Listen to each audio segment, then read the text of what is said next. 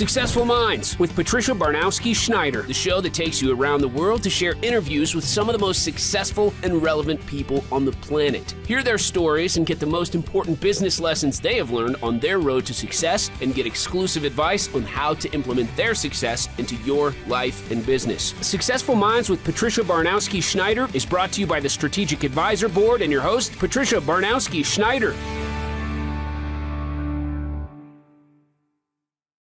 Hello, and welcome back to Successful Minds. I'm your host, Patty Baranowski-Schneider. Today, I'm joined by Jodi Jackson, a manifestation coach and a Reiki practitioner. She has lots going on, so I'm going to leave it to her to tell you more. So I guess welcome, Jodi Jackson, and tell us a little bit about yourself. Thank you so much. Thank you for having me. It's wonderful. My pleasure. Yes, I am Jodi Jackson.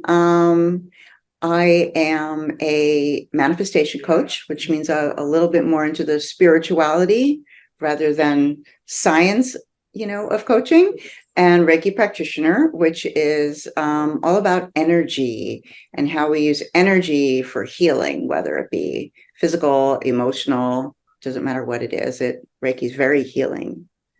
So, and I enjoy very much what I do. So thank you. Now, can you walk us through your fascinating career journey from being on a Broadway hairdresser to becoming a Reiki practitioner and eventually a certified life coach? I mean, that's a pretty amazing switch. So tell us about that. Yeah, thank you. So I have lived my life for the most part in a state of flow, which I understand most people do not. I didn't for a long time until I understood in myself that's the way I wanted to live. And once I understood more about it, I took a leap. And taking a leap of faith is pretty scary. Scary for all of us as humans, right? So I became a hairdresser way back in '89. And I actually wanted to do that for makeup, believe it or not. But as much as I'm into flow, I also like to be into reality and what that means to us. So once I got more into makeup, I realized there wasn't as much of an outlet for makeup as there was for hair. Fine. So I hair is creative as well. I like to be creative. So I went the hair route and was in salons, but that wasn't creative enough for me to be in a salon. It was a lot of drama. And I know I got into something that was drama, right? So I realized I had to deal with that. But I learned about theater. And I just started going into community theater, right? Baby steps. Right. And I really liked it. So I started doing that more and using my flow. That landed me on Broadway. Yes, I grew up in New Jersey. I spent a lot of time in my life in New York with parents from New York and really loved it. So all of that came together. But when I was on Broadway, it was fun. It was social. I made a lot of friends. It's a lot of things what you think it would be, but then it's also a lot of things that you wouldn't think it would be, right? Like you hear actors in interviews and how much they struggle and it's a job. And it was the same for me as a hairdresser, usually working in the bowels of the theater, in the basement, no windows. People don't know that side of it. Right. And it was a lot of drama. And so I was searching for something more for my soul. Something that I love, and something in my soul told me something more is going to be out there for you, but it's not time yet. There's a time and place for everything. It's how the universe works. And I learned to come more from following a guidance from the universe more than what we have been taught from the ground up, right? With our family before we go to school, then we get into school, and then we get into society. And so I decided to go to the universal side.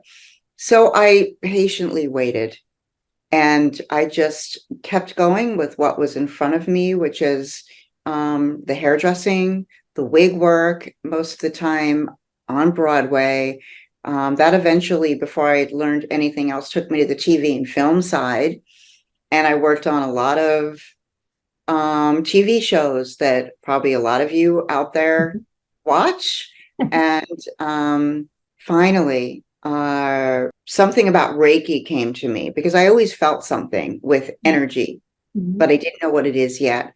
And when I learned about Reiki, I went, wow, that's what I feel. So all these answers finally came flooding to me about this energy side of things that I felt that I was putting aside because I didn't know what it was. When I got an answer for that, knowing what Reiki was, I thought, wow, I have something to do with this now. And I got into Reiki, which is just one of many, many, many energy healing modalities.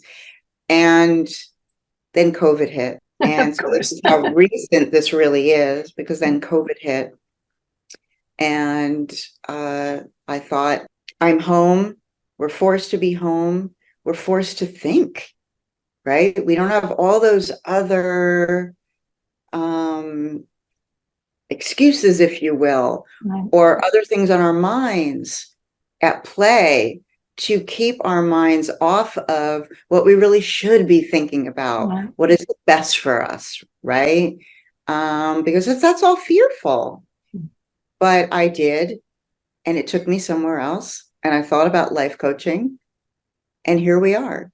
That's amazing. So that is that path, if you will, to get me in a flow going to where I am today. So I hope that wasn't too long-winded, but it was a bit of a process to get there. It's amazing with, COVID, it just seemed, it really refocused so many people. I'd say like 75% of the world, they just kind of refocused, and so many people became coaches. So many people just switched their whole entire, and now with AI and all that stuff, people are panicking, it's going to take over my job. It's just whatever's going on in the world today, everybody is readjusting their life. Some for the good, some not so much, but I mean, it's, you always say everything happens for a reason. I don't know what it is, but maybe, that this is meant for people to realize what's important for them.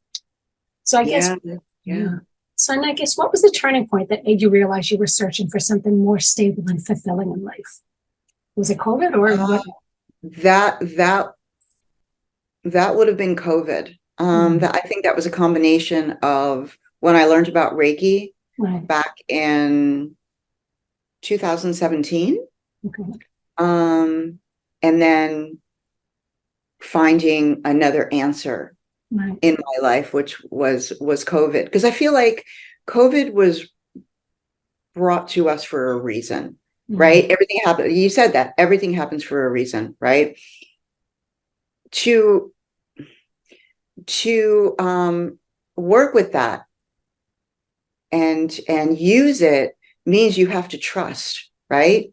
If everything happens for a reason, that means you don't necessarily have an answer, but you're trusting something. And I did. I guess I did. I trusted. It's funny when I say I guess, it's because of that flow, and I just let it happen. So sometimes letting things happen, you don't think about what's actually going on, right? You just let it happen.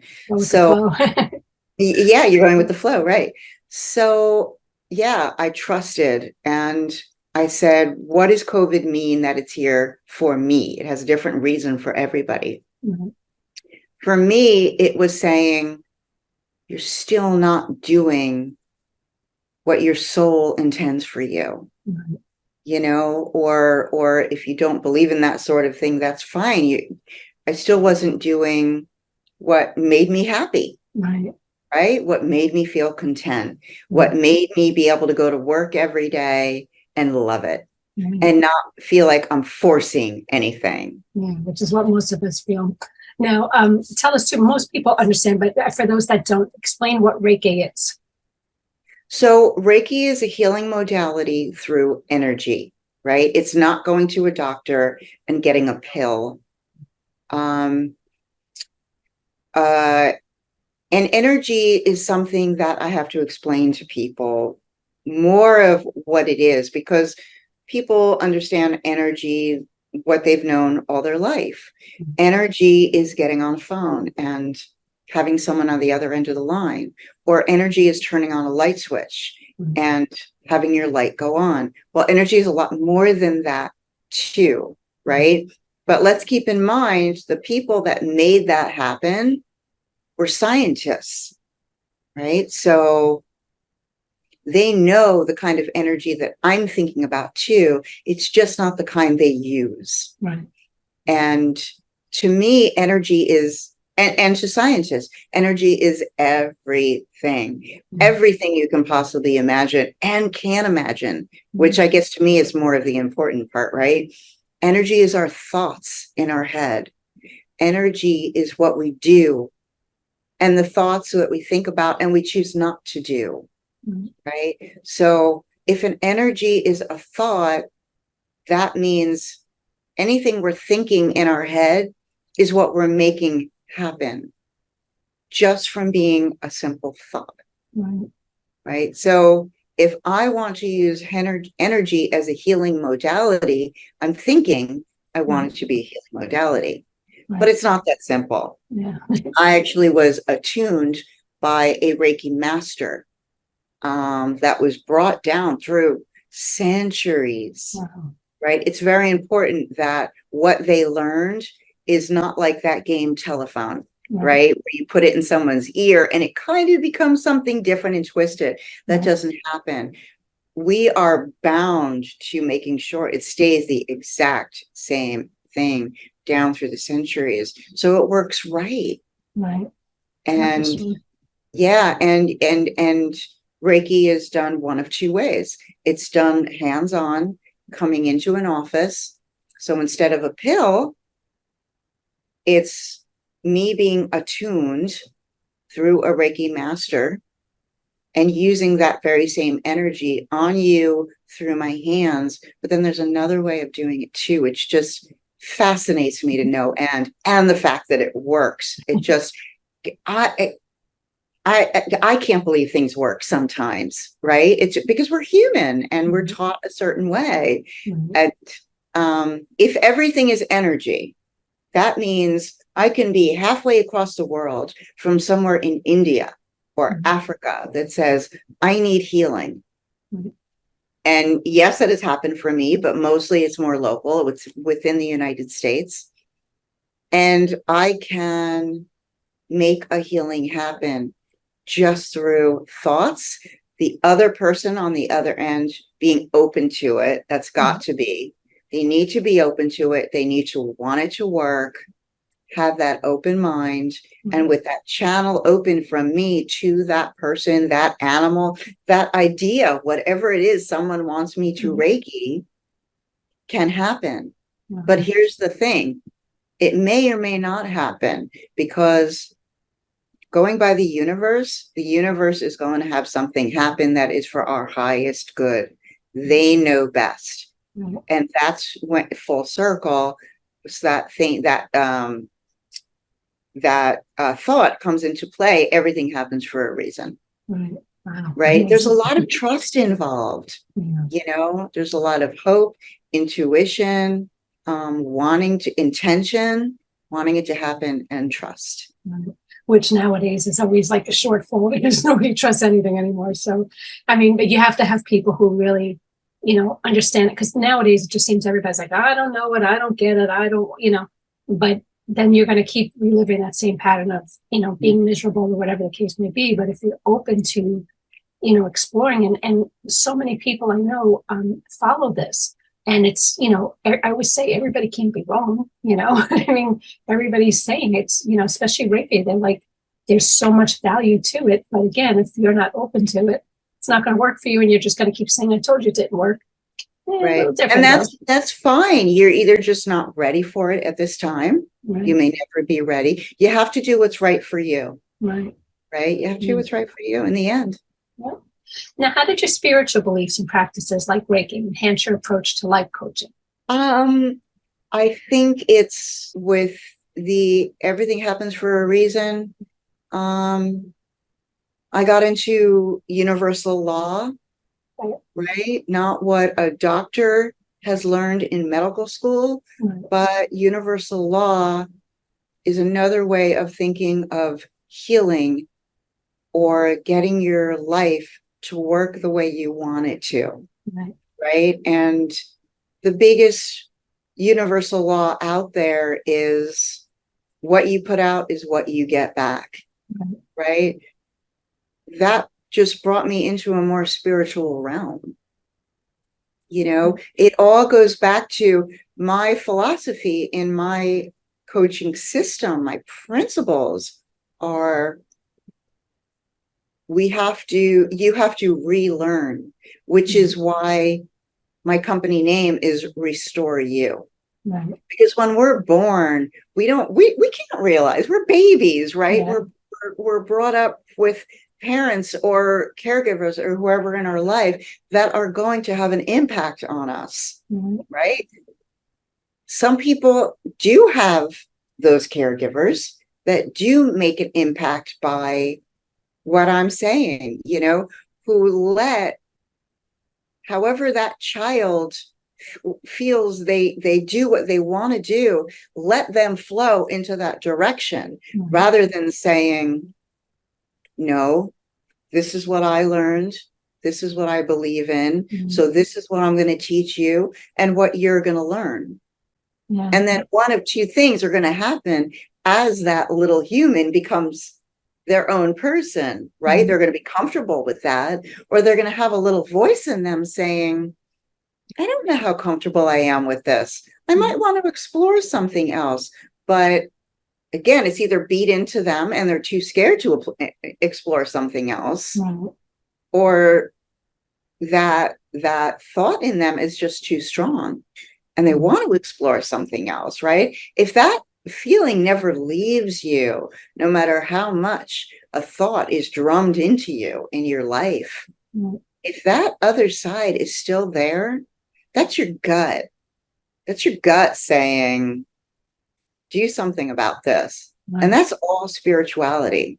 When you follow your gut and your soul and your heart rather than your mind, because your mind is all what you've been taught in a conventional way. That's all your mind. And the thing is, your mind lies to you. Yeah. Whereas embodiment here does not lie to you. And that is all what I put in my coaching practice. But it's hard. It's really hard to relearn, right? It's so much easier to teach when that's not there in the first place. Yeah, but it's not that way. We're taught something and it all has to be relearned so you can restore to your natural state what we're born as babies. Yeah, you don't realize like even little habits or everything is how, you know, like people, you could be an adult and be like, oh, grandma used to always do that, or mom always, it's just, you know, we're around our family 24/7 and, you know, it's just like they would say, reprogram your mind, you know. It is. It really is. I mean, and that is so much of a science where, you know, I guess it's kind of where the spirituality in my coaching practice does meet science, because I do work with science. We have to, because this is not only the universe and spirituality, this is also science. Right. So it wouldn't be fair to say I only work with universal law and spirituality. You know, we make this path in our brain very strong, right? But the thing we can do is change. There's more than one path in our brain. We can change the path in our brain, but it's the how. Right. That's probably a big one for me. I didn't know how to do things. And once I finally figured out how, everything changed. And the how needs to call to you. If it doesn't call to you, the how is not going to matter. I could tell you a million things, but if it doesn't call to you, so that's a big part of the coaching also.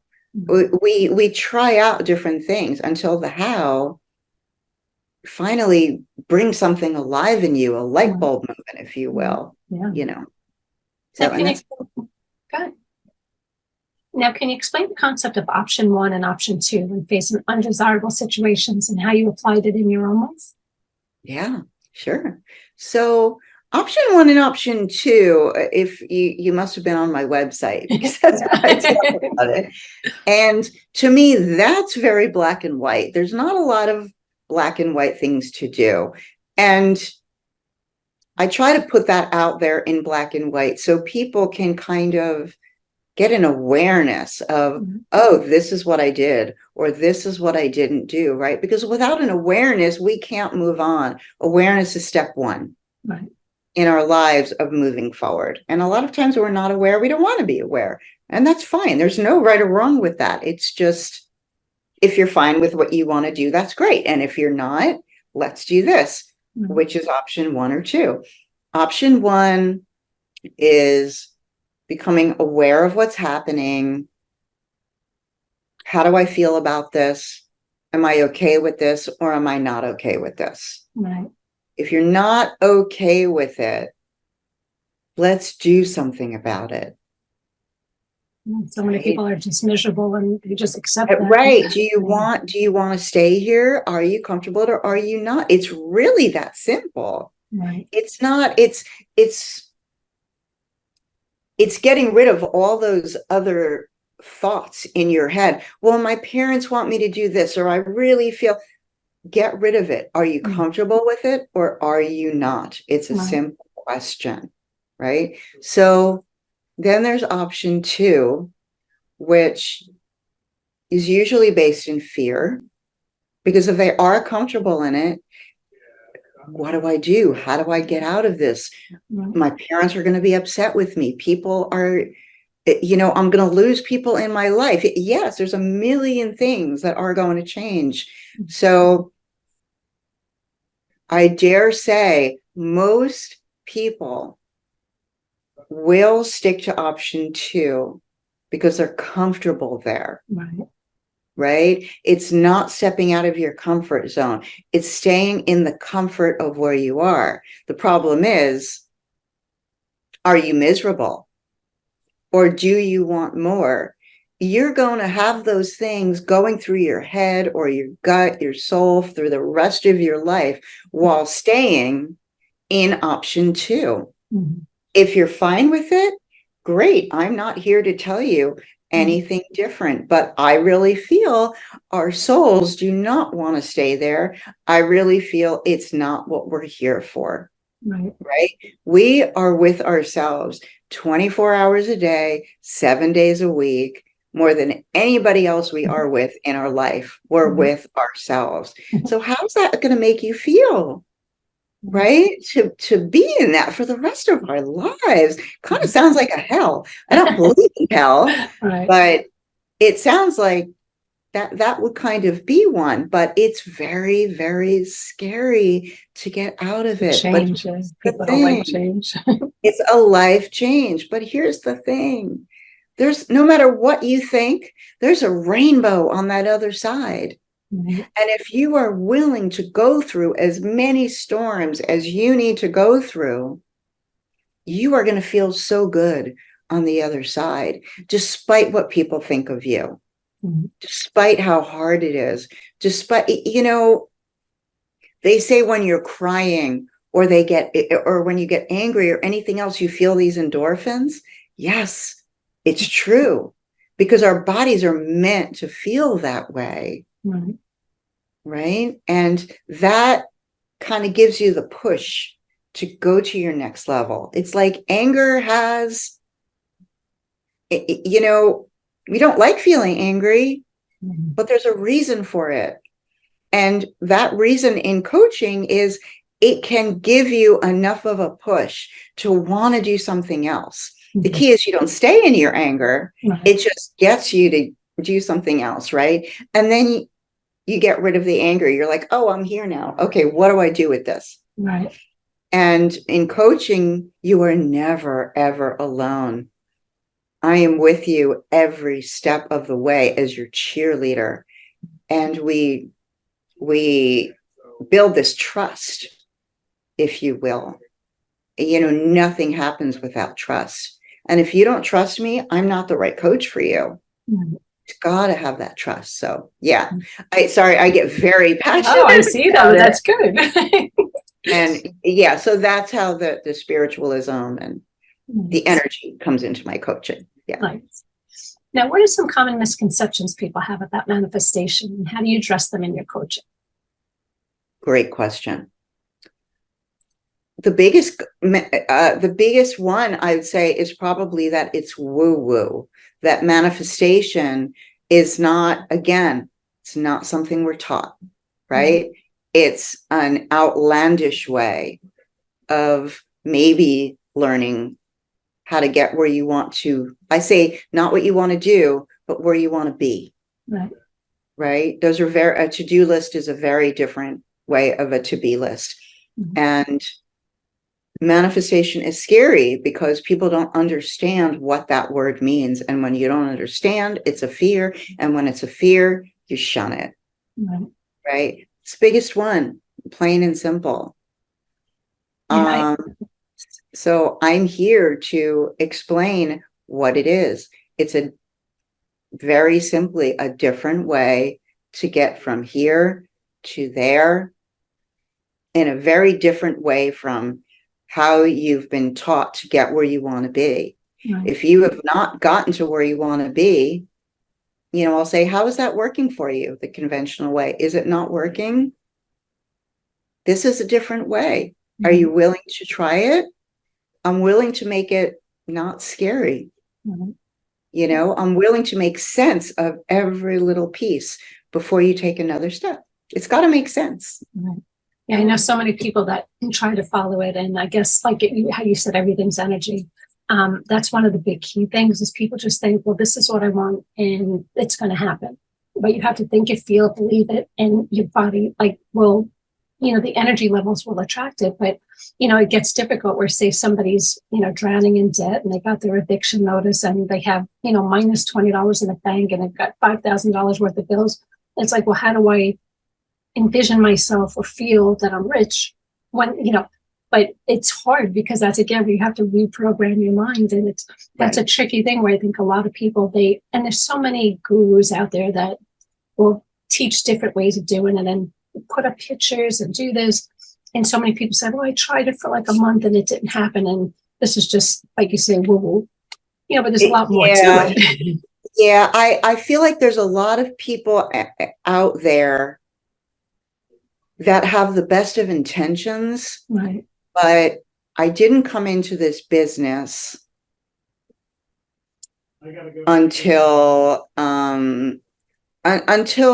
I really knew, until my soul and my gut really taught me how to break this down and do that in the simplest of ways, mm-hmm. right? And the simplest of ways doesn't have all those other things that you must do. Right. I feel like I was very blessed to have great teachers. The first time I ever meditated, it was a teacher from India. It was a Swami, right? He was the one that taught me, if you feel like you need to move in meditation, if you're not comfortable, move. Yeah. If your legs aren't comfortable, move them. Mm-hmm. There's no one way to do this, right? And that's a principle that I like to keep in my coaching, mm-hmm. right? I have a lot of questions in the beginning with either Kochi or Reiki clients because mm-hmm. everybody is different. Right. Everything is organic. Everybody is different.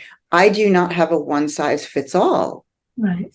I need to learn who you are and what you like, what you don't like, how you want me to approach you, right? How you want me to work with you. Do you like to be treated more gently? If I feel that, I need to interject and work with you on something, or are you like me, a New Yorker, and you just want to know what it is, right? I will do what works. Right. It's part of that flow. And so I really try to throw that out the window, that there's rules to anything. Right. Because there's not. Again, it's got to call to my clients. It's got to feel comfortable to them. If nothing is comfortable, then we've reached a wall. Right. Right. And it's about tearing those walls down. So, yeah, unfortunately, there's a lot of people out there that put these rules on spirituality and how to move forward. And there's just not. Right. It's completely organic. Right. Yeah. Now tell us, how was your first marriage and its challenges inform your life philosophy and coaching practice? Oh, wow. Mhm. That's a really good question because, and I love talking about this because I love talking about things that relate. Yeah. Okay. My first marriage, I was literally standing there with my flowers, ready to walk down the aisle, knowing I shouldn't be getting married right now. How many of us do that? You know, and I took it to the nth degree to do that, right? But I was scared. For me, I wanted to prove people wrong. I wanted to prove my family wrong, that this was going to be a happy marriage. Well, guess what? 3 years later, it wasn't. They were right. I still wouldn't leave the marriage because of my pride. Right. So I was all in my head at that time and none in my embodiment. I knew I was unhappy. One thing I knew because of who he was, that he was going to get to a point where he wasn't going to be able to take it anymore. And that's what I did. When I say I took it to the nth degree, I went as far as him being the one saying, I can't stay in this marriage anymore. Phew. Okay, great. I'm finally here. Let's deal with this now. But what I did was, again, two things I could have done. I could have gone and made the same mistake, or I could have learned from it. It was the same thing I did when I was a hairdresser on Broadway. I was biding my time and waiting. Then once that came, I was going to treat it differently. So I implore you not to follow those and bide and wait, because now I know there was a different way out. I didn't know that at the time. So how did that help me in my coaching practice? I learned that we teach people how to treat us. That's what I learned in that marriage, right? And I didn't like how I was being treated. So I learned, one, what I wanted and what I didn't want from that marriage and myself. Because I don't care what people say, it takes two to tango. I had my own faults in the marriage too. It is never one-sided. So not only did I think about what I wanted and I didn't want in a marriage, in another person, I thought about what I did to cause. Like, I went through baby steps, right? I went through the story and caused what I liked and didn't like about myself. And what I feel I needed to change, because marriage was a compromise. Now I knew that. So I was going to take that into my coaching business as a relationship with a client, and what I'm giving, what I'm taking, what they can give, and what they're going to take away, and what the best compromise is for us to work together. And I really think that's how I came up with that organic flow, right? You know, I didn't want any walls to go up. And if I see walls going up with a client, if they're not comfortable, then what needs to happen? So I learned a lot about myself in bringing it into the coaching business. What would work best with that other person? You know, it's like with everything in life, it's kind of like, you know, say with me in jobs, like, you know, at high school, going through college, like how I was treated at certain jobs, because I experienced all that. I knew once I reached a certain level that I would never treat somebody else that way, because I knew what it felt like. And same with being, you know, a parent. You know, I knew how I was raised, and, you know, we were back in the days of, you know, get in trouble, you know, there's no timeout. It wasn't anything even remotely close to that.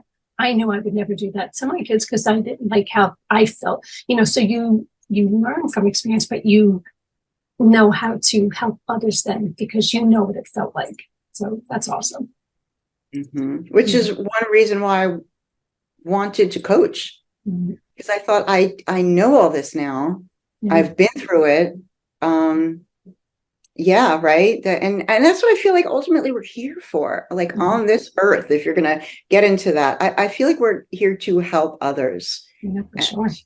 Right. And it just makes sense now that I don't feel a searching anymore. I feel like I'm here because this is what I'm doing. Yeah, absolutely. Nice. Now, what are the core principles behind your business, Restore You Coaching and Reiki, and how they help your clients? Being open, learning to trust, learning to work with each other, right? Being just realizing a core principle is showing and having a client realize what it is I stand for, how I'm going to help you. And when I say help, I mean guide. You know, we're very different from therapists. A core principle is based on questions. Right. Not telling you, oh, this is what I think you need to do. And I know therapy is a lot more like that now. Right. I don't know if it happened before coaching or if coaching strengthening that in therapy, but we're all about questions to make a client think. Because like I said, awareness is the start of everything. We don't know what we don't know, right? Until we do.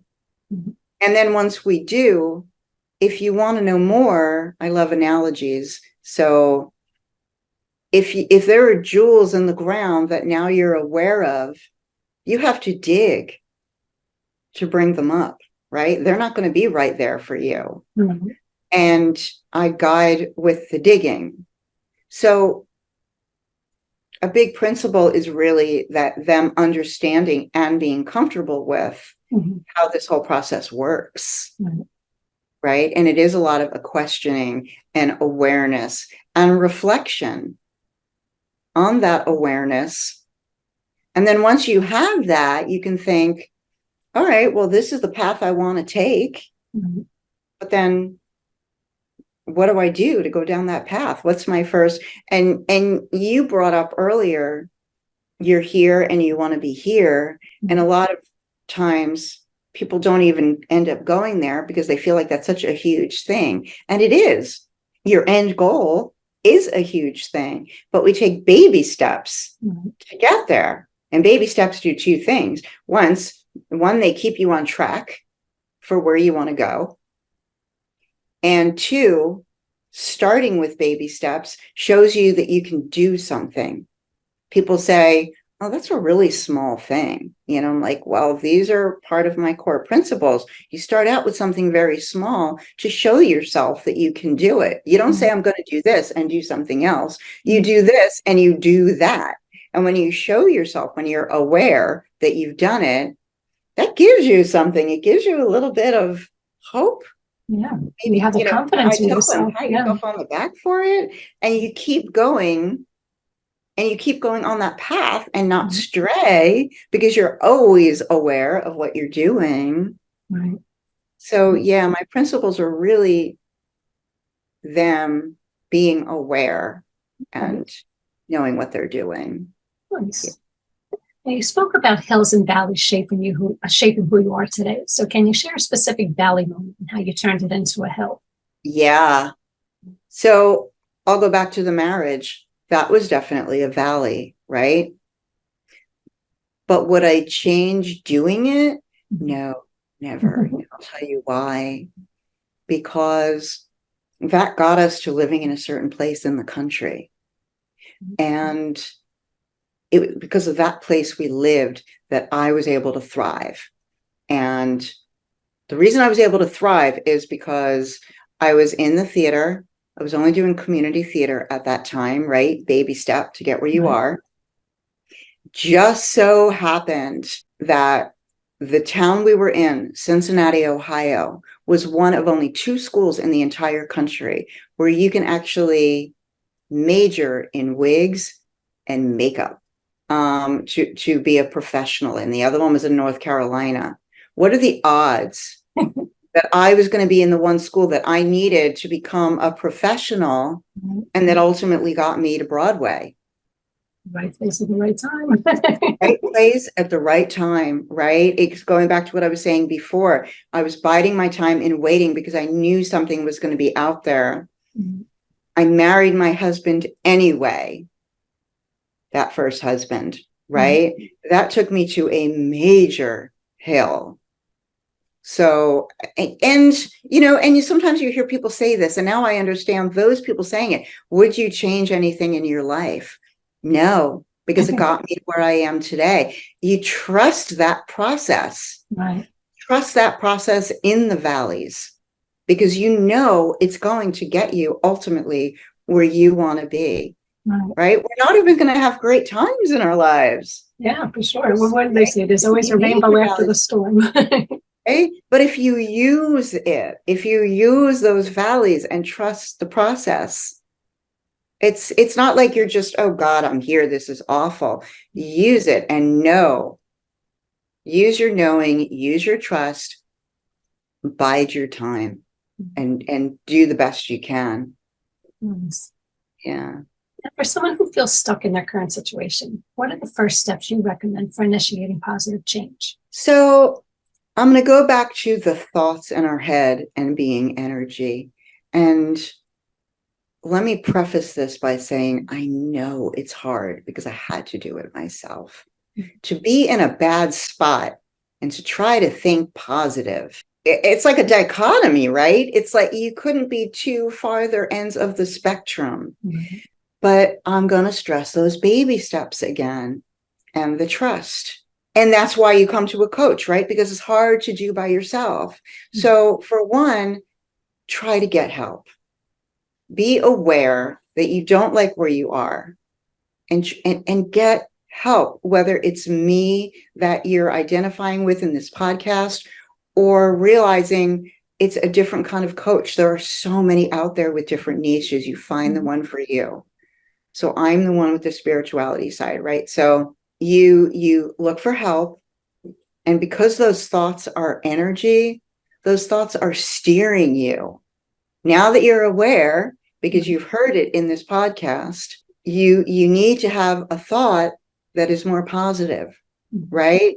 Maybe you're not saying, I want out, maybe you're not saying, I'm going to have this great life, right? That's an end goal, right? And we've already established that's really far away. Maybe you establish and set an intention with a thought, I don't want this anymore.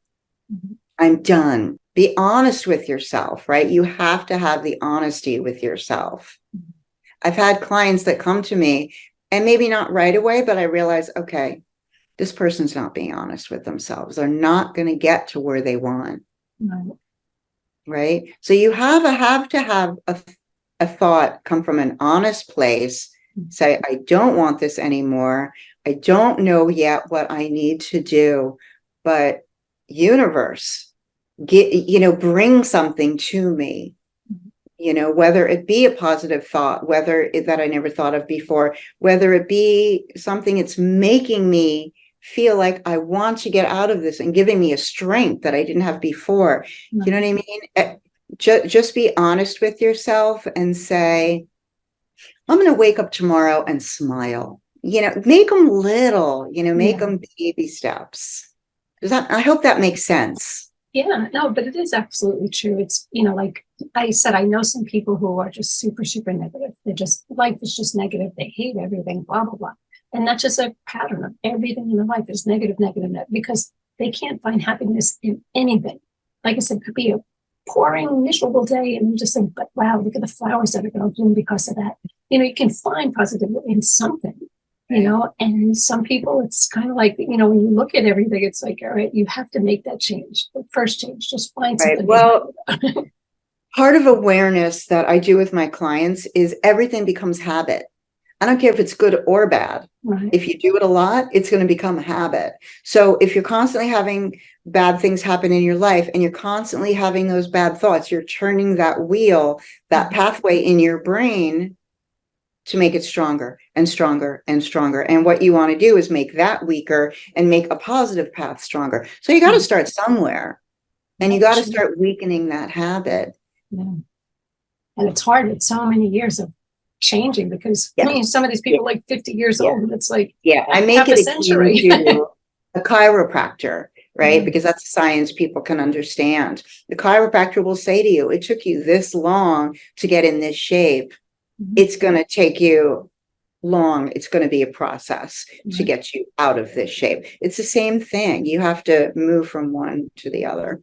Yeah. I Yeah. mean, even with, overweight, I know some people who just want to lose it like that. If you didn't gain that weight overnight, you're not going to lose it overnight. It's a process. You make small changes, whether it be diet, exercise, whether emotionally, whatever the case may be. Right. And you have to start somewhere, Right. It's not those baby steps. It's that get that gold in the Olympics. Yeah. Be the winner, not do the best you can, but be the winner, be the best. It's just what we're taught it's so hard, and of course people don't want to do it because they're afraid they can't get to that level. Well, nowadays, even with social media, a lot of people want to be people pleasers. I mean, there's nothing that's sacred anymore. I mean, anything is like on social media. I mean, if somebody's posting it, so, it doesn't even have to be you. If someone else is doing it, so I could see why some people are kind of hiding and, because they're like, I can't even fix myself, so it's a crazy world we're living in. But again, you have to just push everything out, focus on yourself, know what you want, and work with somebody how to get there. Yeah, because once again, we're told to do things alone. That's what we're taught. We're not taught to get help. Right. It's just another habit. Yeah. Anything else you want to talk about or touch on that you didn't cover? Anything you're working on? Or I love what you covered. Yeah, no, I would say be kind to yourself. Allow yourself to be any emotion that you are, give yourself permission to do things that you might want to do that you don't, I put myself first. And to a lot of people, that sounds really selfish, but in the world I live in, it's not, because I am there for myself so much. Mm-hmm. I'm an even stronger person to be there for you. Yeah. Right? If you spread yourself thin, how much are you going to be there for your kids? How much are you going to be there for your husband? But if you fill your own cup, how much more are you going to be there for friends, family, everything? It's just, it's becoming aware of what's going to work best for you. Right. And I implore people to see how wonderful coaching is and tip that scale and flip that switch. Right. If they've never been to therapy or they have and they don't think it's doing the job. The only difference between life coaching and therapy is for more serious conditions that are beyond navigating your way in life and needing more help to get there with medications, really. Right. If you're just having a hard time getting where you want to be in life, that's life coaching. Yeah. It can go as deep and as serious as you want. It doesn't necessarily have to be therapy. Right. And we work with therapists. We work with therapists. We work with teachers. We don't, one of the things I love about coaching is we don't think, oh my God, no, it's just this. Don't do that. Right. It's the help. It's the camaraderie. It's everybody working together. Right. I have plenty of clients that work with me and a therapist because they'll bring out different things in the client. Right. Yeah. So, yeah. Right. Nice. Now, you kind of touched on this before. So just in case anybody is interested, you work with anybody around the world. It doesn't have to be in your neck of the woods, right? It could be anybody, right? It could be anywhere because I started during COVID, I started remotely and I thought, wow, this is really nice. I like this. There's no overhead. There's no, so much easier. And people can be in the comforts of their own home. The one drawback, if you're going to call it that may be kind of hard for people is because if they are home, and they have kids, you do need to treat it as if you're in an office space somewhere, right? I have people turn off their phones, take it seriously. I'm giving you 100%. Right. So I ask for 100% back. Sure. Which I don't think block it out like it's an appointment. Yeah. But that's time. I say, if you need to go to a Starbucks, if you need to go to another friend's home or someplace else, right? Do what you need to do. That might be the one thing that's a little harder, but I always find they work it out.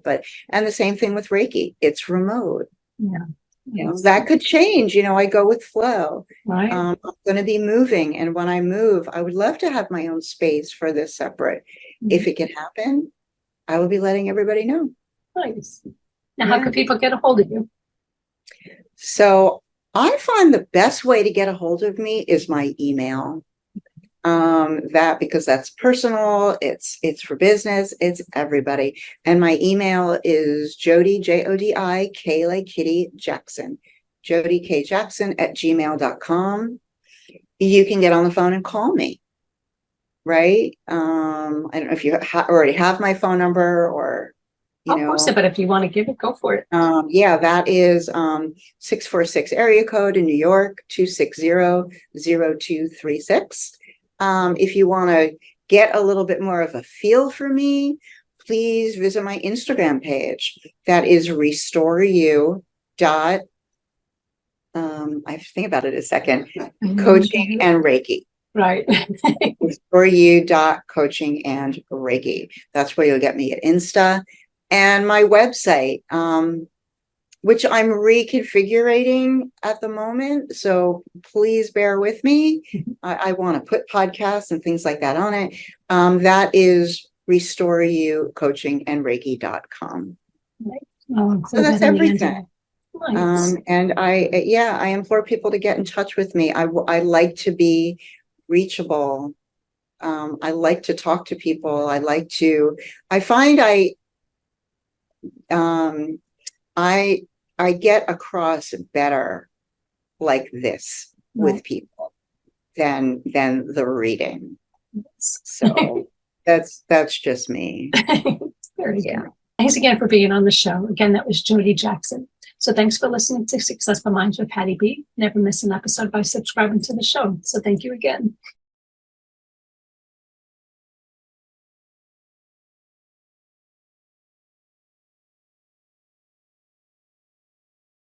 Thank you for listening to Successful Minds with your host, Patricia Barnowski-Schneider. Please leave your feedback and visit strategicadvisorboard.com to get the latest and greatest business advisement on the planet. Follow us on social media for updates, and we'll see you on the next episode.